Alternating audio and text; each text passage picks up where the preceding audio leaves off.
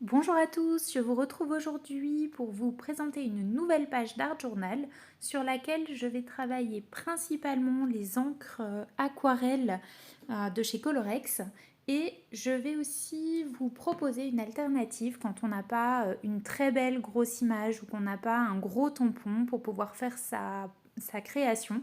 Et ben, il y a d'autres solutions que je vais vous présenter aujourd'hui. Alors pour commencer ce projet, donc j'ai mis des encres Colorex sur un papier aquarelle. Donc c'est les encres de la marque PBO. Donc j'ai utilisé le magenta numéro 60, le violet numéro 46 et le jaune citron numéro 18. J'ai laissé s'écouler un petit peu l'encre sur la feuille que j'avais complètement imbibée d'eau. J'ai rajouté un peu d'eau. J'ai soufflé aussi avec une paille pour pouvoir vraiment aider la couleur à se diffuser au niveau de l'eau. Et j'ai utilisé un sopalin tout simplement pour aller récupérer tout ce qui coulait un peu partout. Donc je vous conseille vraiment de protéger votre surface avant.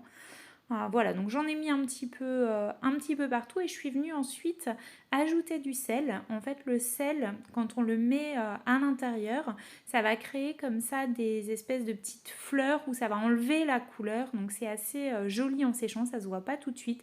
Donc on a un peu la surprise du résultat. Mais c'est plutôt sympa. Ensuite, j'ai laissé sécher et je suis allée pendant ce temps-là chercher dans un manuel de coloriage euh, une un coloriage qui me plaisait. Je me suis contentée de récupérer la feuille et ensuite je suis venue le coloriser en utilisant mes polychromos, donc c'est des crayons de couleur de chez Faber-Castell. Et du coup, j'ai essayé de marquer au maximum avec mes crayons des ombres, des nuances, en faisant un maximum de dégradés dans mes couleurs. Et j'ai fait le choix d'utiliser en fait des couleurs assez vives et assez variées au niveau de ma création. Vous verrez que petit à petit, je vais rajouter énormément de couleurs.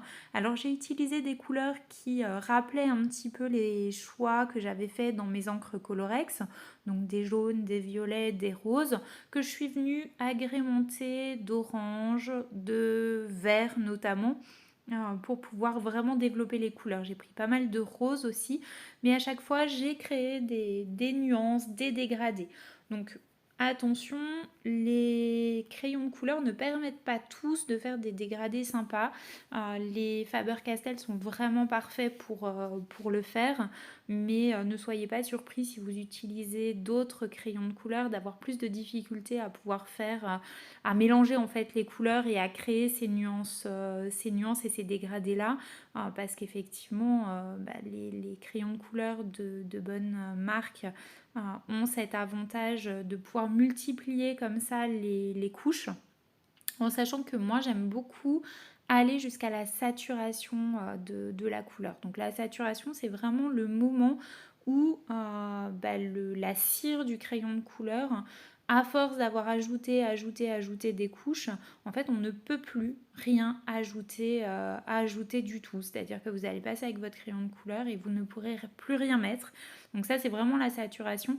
Je trouve que ça donne un côté un peu lustré sur le papier qui est vraiment très très très joli et qui me plaît énormément. Donc j'ai continué ma création. Alors c'est vrai que c'est assez long, hein. Là vous voyez que j'ai mis tout en accéléré parce que c'est sûr que ça prend pas mal de temps. Maintenant je trouve que c'est une alternative intéressante au tampon parce que des coloriages, si vous avez des enfants, vous en avez probablement. Il y a moyen de trouver des choses assez sympathiques, même pourquoi pas sur internet, et ça permet de pouvoir mettre sa touche personnelle dessus, ses propres couleurs. Maintenant, la limite à ça, ça va être l'utilisation du médium. C'est certain que si vous utilisez de l'aquarelle par exemple ou de la peinture, ça va être plus difficile selon la qualité du cahier de coloriage, parce que forcément les feuilles vont pas forcément être de très bonne qualité ou ne vont pas permettre en fait d'utiliser de l'eau dessus parce que ça va abîmer le papier et du coup ça rendra votre création complètement impossible. En tout cas là le papier était plutôt de bonne qualité, surtout il était très très lisse, donc ça m'a permis vraiment de pouvoir avoir des touches assez agréables quand j'ai passé le crayon de couleur. Et puis j'ai continué comme ça, petit à petit, en rajoutant des couleurs et encore une fois, hein, en multipliant les couches les unes sur les autres. Pas toujours avec la même couleur, hein, parfois j'utilise d'autres couleurs pour pouvoir rajouter encore plus de nuances ou simplement pour pouvoir développer au maximum le dessin. Alors j'ai accéléré, enfin j'ai même carrément coupé la vidéo pour que ce soit un petit peu moins long pour vous. Je voulais juste vous montrer que quand je dessine, je retourne énormément ma feuille de manière à ne pas passer, ou en tout cas le moins possible, ma main sur le dessin que je suis en train de faire. Notamment parce que les crayons, ça fait des petits... des petits résidus et quand on les frotte avec la main, parfois ça peut laisser des traces. Donc du coup le fait de tourner la feuille, c'est une alternative qui est plutôt sympa. Ensuite, je suis venue détourer mon coloriage. Alors, j'ai détouré grossièrement au départ et puis ensuite, je suis venue couper les parties les plus fines et je suis passée avec un marqueur noir sur tout le tour de mon dessin de manière à pouvoir ne pas laisser un bord blanc qui aurait été un peu disgracieux. Je suis venue ensuite le positionner sur mon fond qui était sec, qui avait séché entre temps. Mais le dessin ressortait pas suffisamment, donc j'ai rajouté du gesso que je suis venue mettre en couche assez fine, en sachant que les encres Colorex, en fait, elles transpirent par-dessus le gesso, donc finalement, elles ne vont pas le recouvrir complètement. Dans le gesso, je suis venue rajouter, notamment au niveau de l'extérieur, je suis venue rajouter de l'eau et en fait j'ai enlevé, j'ai flouté, on va dire, les bords en utilisant mes doigts et de l'eau. On ne le voit pas sur la vidéo parce qu'il a fallu couper pas mal de morceaux, mais en tout cas, voilà, j'ai vraiment estompé avec le doigt de manière à avoir un bord qui soit le plus fini possible. Ensuite, sur les côtés, donc là c'est ce que je suis en train de faire, hein, j'ai rajouté de la peinture. Alors c'est de l'acrylique liquide, c'est du FW Pearlescent. Donc là j'ai utilisé Or Mazumal numéro 17 et le Magenta Crépuscule le numéro 120. C'est des encres qui sont, c'est de l'acrylique liquide qui est très très pailleté, qui est très très très joli. Alors je voulais juste vous montrer, au niveau du collage, j'ai utilisé une bombe de colle de chez Action. Ça permet de pouvoir coller les petites parties facilement sans que la colle bave de partout. Et ça fait beaucoup plus joli. Donc sur les petits collages, j'utilise toujours la colle liquide. Je suis venue ensuite avec un Posca, alors là c'est le noir, c'est le Posca le plus fin qui existe. Je suis venue rajouter des couleurs, enfin des bords, je suis venue remarquer les bords sur mon coloriage parce que je trouvais que ça ressortait insuffisamment par rapport à mon fond. Donc je vais marquer comme ça l'intégralité des bords sans chercher à faire des traits plus fins et des traits plus épais. Je suis vraiment juste...